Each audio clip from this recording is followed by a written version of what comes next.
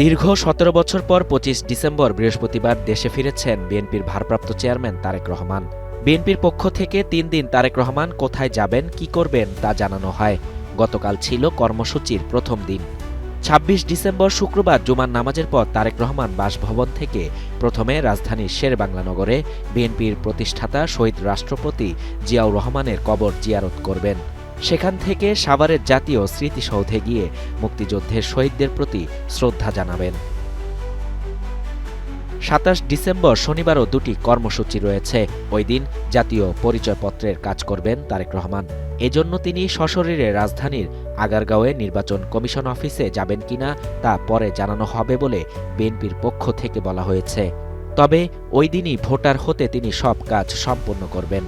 এরপর শহীদ ওসমান হাদির কবর জিয়ারত করতে ঢাকা বিশ্ববিদ্যালয় ক্যাম্পাসে যাবেন। হাদির কবর জিয়ারত শেষে সেখান থেকে রাজধানীর শ্যামলীতে পঙ্গু হাসপাতালে চিকিৎসাধীন জুলাই গণঅভ্যুত্থানে আহত ব্যক্তিদের দেখতে যাবেন তারেক রহমান। এরপর আরেকটি অনুষ্ঠানে অংশ নেবেন তারেক রহমান।